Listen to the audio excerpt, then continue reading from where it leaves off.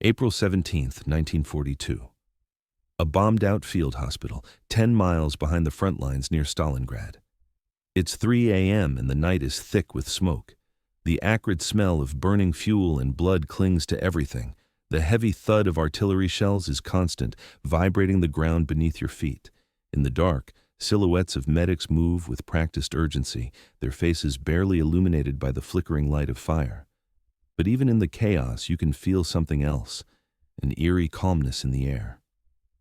The sound of footsteps echoes in the narrow hallways of the makeshift hospital. The walls are lined with rows of wounded soldiers, groaning, whispering prayers, and cursing the war. At the center of it all is Senior Medic Yelena Ivanovna, barely 26 years old. Her hands are stained with the blood of those she's worked on for hours. She doesn't hesitate, doesn't blink as the screams of soldiers grow louder. Yelena's face is grim, her brows furrowed with concentration. She doesn't have time to dwell on her exhaustion. In the past 24 hours, over 200 men have been brought in, and the shells keep falling. In the distance, you can hear the wail of an incoming bomb, followed by an explosion that shakes the building's frame. Another soldier is dragged in, barely conscious, his left leg mangled beyond recognition. There's no time to question how or why, only to act. With steady hands, Yelena removes the torn remnants of his uniform and begins applying a tourniquet. You can almost feel the tension in the air, the sweat on her brow mixing with the cold steel of the room. The bombs are getting closer, but she doesn't flinch. The fight for survival isn't just outside, it's inside too. You hear another explosion, closer this time. The whole hospital seems to shudder, but Yelena's hands never stop moving. She works with a rhythm, one forged through years of hardship and discipline. The sound of bombs is drowned out by the deafening silence of focus in the room. The soldiers around her, broken, bleeding, and barely alive, cling to one thing: hope. And that hope is in the hands of one woman. The next wave comes just as the first light of dawn begins to filter through the dust-filled windows. Yelena doesn't see the sky, doesn't feel the first rays of sunlight creeping in. The only light she has is the steady, cold glow of a field lamp overhead. But it's enough. The morning air inside the hospital is thick with the sound of wounded men, moaning and whispering for their mothers, for their wives. Some are calling for God while others curse their fate, their country, their comrades. Yelena moves between them like a phantom, her footsteps almost inaudible against the chaotic backdrop of battle. The soldiers arriving now are in worse condition than before, mortally wounded, limbs blown off, faces unrecognizable. Their blood stains the floor, the blankets, their comrades. Her colleagues are just as overwhelmed, but they all work in silence, communicating with quick glances and hand gestures, moving as if they were one organism. Yelena's mind works furiously, calculating and triaging every moment. She focuses on what needs to be done, the immediate decisions that can save lives. Amputation, tourniquet, morphine for the pain. But there's only so much she can do with the limited supplies left. She doesn't dare ask for more. There's no one left to send. Another soldier is wheeled in, barely breathing. His chest is riddled with shrapnel. A young man, no older than 19, shaking with shock. His eyes meet hers as she kneels beside him, offering a small, comforting smile. He doesn't know that there's nothing she can do to save him. But she doesn't say that. Instead, she holds his hand, whispering words of reassurance. Her voice, though calm, betrays her own weariness, her fear. Fear of failure, fear that she can't save them all. The sound of bombs grows louder, more frequent. The walls tremble. She's been here for over 24 hours, and now the fatigue is threatening to take her body. She can feel it in her bones, every muscle aching, her arms heavy as if made of lead. Her vision starts to blur, but Yelena pushes through it. There's no time for weakness, not now, not when the worst is still to come. Yelena glances at the makeshift clock hanging crookedly on the wall. 7 a.m. She's been working for 48 hours straight with little rest, and in the distance she can see it. The next attack is incoming. A roar shakes the earth beneath her feet. It feels like the world is crashing down on them. Another wave of destruction is coming, and she has to prepare for it. She closes her eyes for a brief moment, almost imperceptible, but in that split second, something stirs in her. It's not just exhaustion, it's resolve. She won't let this be the day they lose everything. She's been through too much. She will survive this. Her hand moves to the next soldier. There's no time to rest, no time to mourn. Only time to fight, to heal, to survive. And so, Yelena pushes forward, knowing that every decision she makes now could be the difference between life and death for the next man who walks or is carried through the door. The morning passes in a blur, a whirlwind of pain, blood, and the incessant rumble of explosions. Yelena can feel the weight of the hospital pressing in on her, its suffocating walls, the constant echoes of gunfire, and the screams of the wounded. She has been here for over 36 hours now. The pressure mounts with each passing minute, as if the very air inside is growing heavier. In the back corner of the room, a soldier is clutching his stomach, his face contorted in agony. He's slipping in and out of consciousness, whispering incoherent words as his body trembles violently. Yelena rushes to him, quickly assessing the damage. A bullet wound, deep, too deep to treat with the makeshift supplies at her disposal. She places her hands over the wound, trying to stop the bleeding, but it's hopeless. The man's breathing becomes more erratic, faster. She knows he doesn't have long. There's nothing more she can do for him. As she prepares to move on to the next soldier, she hears a soft whimper coming from behind her.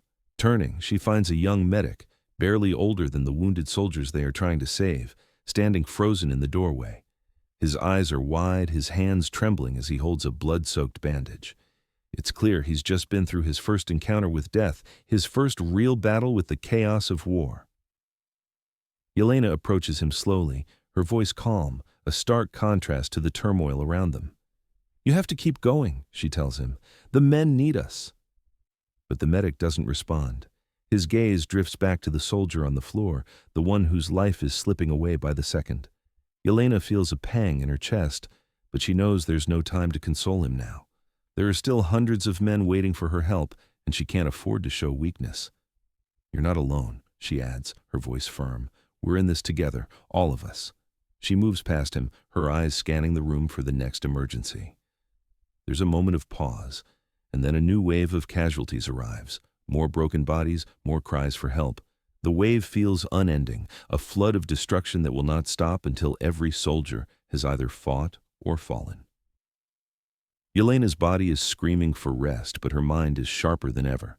She's learned to push through the exhaustion, to block out the aching pain in her own body.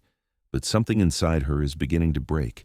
She can feel it in her chest, the weight of so many lives, so many faces pressing in on her. She is holding all their hope, their last chance for survival. But the clock keeps ticking. She must push harder, faster, beyond what she thought possible. Another bomb explodes nearby, sending a shockwave through the building. The ceiling cracks and dust rains down. Some of the medics in the room duck for cover, but Yelena doesn't flinch. She grabs the nearest soldier, lifting him onto a stretcher, pushing him out of the danger zone with a strength she doesn't know she has. The scene is one of absolute chaos. You can almost feel the pounding of your own heart as the air vibrates with the force of the bombardment, but amidst the storm, Yelena remains focused. Her mind is a machine, her actions calculated, as if each movement is part of a larger plan. There's no time for self-reflection, only action. With every soldier she helps, she is reminded of one simple truth. This isn't just about saving lives. It's about preserving humanity, about keeping the will to survive alive, even in the face of overwhelming destruction. It's about making sure that when the dust settles, there will be something left to rebuild. By noon, the field hospital feels like it's teetering on the edge of collapse. The walls are stained with blood, the floor slick with gore. Yelena's hands are no longer clean. Her uniform, once pristine, is now unrecognizable beneath layers of dirt, sweat, and the lifeblood of countless soldiers. The room is dimming, despite the daylight pouring through the cracks in the walls. Dust swirls in the air, mixing with the heavy scent of disinfectant and burnt flesh. There is no relief, no safe corner, just the constant pulse of war, the hum of artillery in the distance, and the ever-approaching silence of death. Yelena doesn't know how much longer she can go on. The exhaustion is consuming her. Her head is pounding, and her limbs feel like they're made of stone. But she pushes through, moving from soldier to soldier, her movements mechanical now, dictated more by instinct than conscious thought. She does what must be done: bandages, morphine, amputation, tourniquets. The decisions blur together. A man in his 30s is brought in, his face pale, his body trembling violently with shock. His abdomen is a mess of jagged wounds, but it's his eyes that catch Yelena's attention, wide with fear, full of desperate need. He grips her wrist with surprising strength, his voice shaking as he gasps for breath. "Please, don't let me die here." Yelena's heart twists, but she doesn't show it. She can't. She's learned long ago that there's no room for emotion in this place, not if she wants to survive. "You won't die," she promises him, but her voice feels hollow, even to her own ears. She does everything she can, working fast, trying to stabilize him, but it's clear that the wounds are too severe. His chances of surviving are slim, and yet she can't bring herself to tell him the truth. The bombings continue, each explosion rattling the building, sending dust falling from the ceiling. Another group of soldiers is ushered in, more than a dozen of them, all suffering from blast wounds. Yelena's heart sinks. There's only so much she can do, and the more men she treats, the less she has to give. She moves to the next patient, a young boy no older than 18. His face is covered in blood, his legs crushed by rubble. He stares up at her with wide, unblinking eyes, almost as if he's not sure whether he's awake or dreaming. She knows the moment she touches his arm that he is fading fast. There's no time for a comforting word, no time for anything but action. Yelena reaches for the morphine, trying to ease his suffering as best she can. But as she presses the needle into his arm, the world seems to stop. For a brief moment, she feels the weight of everything, the lives slipping away, the lives still hanging by a thread, and the overwhelming sense that no matter how hard she tries, she's losing. Slowly, but surely, she's losing.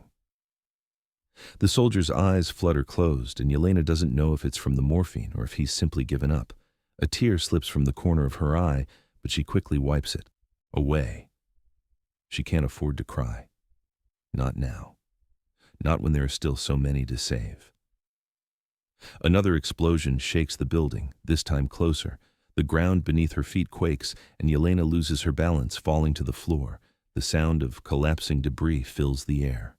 For a moment, she can't breathe. She doesn't know if it's the dust or the weight of the situation bearing down on her, but the panic rises like a tidal wave. Is this it? Is this where it all ends? But before she can spiral into the abyss of fear, she hears a voice. A soldier's voice, weak but steady. "Medic, help me."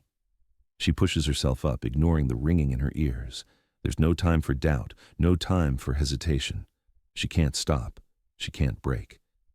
With shaking hands, she begins again. The afternoon passes in a haze, and the intensity of the bombardments has only escalated. The walls are crumbling, and the air is thick with smoke.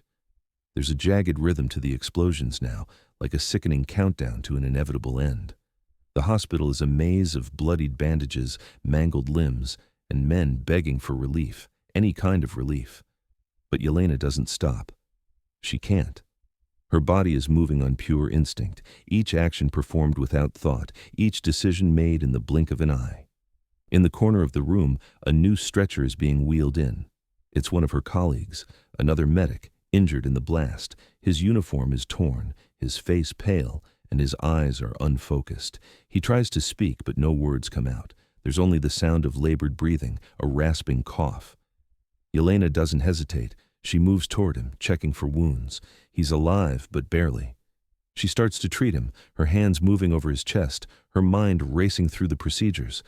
But in the back of her mind, a thought nags at her. The others, there are so many of them. Hundreds of soldiers, and the bombs keep coming. She can feel it in her bones. This place is going to collapse soon. And yet, she doesn't stop.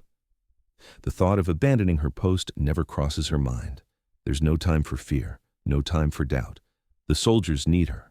She owes them this. She has to keep going for as long as she can. As she finishes with her colleague, a new soldier's brought in, his chest covered with a blood-soaked shirt, his body barely moving. She barely has time to check his pulse before she's forced to move on. There's no room for hesitation, no time to mourn. The hospital is a battlefield in itself now, flickering lights, rubble falling from above, and the smell of burning flesh mixing with the thick dust. Through the haze, she sees the faces of the men she's saved, and those she hasn't. Their eyes are wide with terror, their lips moving in silent prayers. Some are still fighting to hold on to life, while others have already given up. Yelena doesn't notice it at first. She's too focused on the next patient, on the next decision. But slowly, a quiet realization dawns on her. The men are fewer now. Fewer men are coming in. The shells are still falling, but the soldiers are dying faster. She finally stops, her eyes scanning the room, her hands shaking slightly as she reaches for her stethoscope. She looks at the men around her, her comrades, the soldiers she's sworn to protect. The room is quieter now. The urgency has faded into a chilling calm. There are still a few soldiers left, wounded, barely hanging on. She sees one man, his head resting against the cot, his chest barely rising. This could be the last one. This could be the last life she saves. She approaches him, her hands shaking slightly as she works on him, but as she presses down to check his vitals, something shifts in her. The exhaustion, the fear, the endless barrage of bombs, they've all taken their toll. Her vision is blurry, her legs barely holding her up. She's not sure how much longer she can stand. But then, the soldier's hand reaches out, his fingers brushing hers. He's still alive. He's still fighting. And so, she fights for him. She presses on, ignoring the weight of her own fatigue. The room is spinning now. She can feel the dizziness in her head, the nauseating pull of exhaustion. But this is it. This is the final stretch. She has to finish this. The soldier's breathing slows, but it's not a death rattle. It's a sign of hope. The soldier has made it. She's done it. Another life saved. She stands over him for a moment, looking down at his face. And for a brief moment, there's a sense of peace, as if the madness of the war is lifted. But then, the sound of another bomb exploding in the distance rips her back into the nightmare. There's no time for peace. There's no time for rest. The war isn't over yet, but she's done it. In 48 hours, amidst the chaos, the destruction, and the overwhelming loss, Yelena Ivanovna has saved 500 soldiers. And though she feels every ounce of that victory weigh heavily on her, there's no time to celebrate. The battle is still raging, and so is her fight to survive.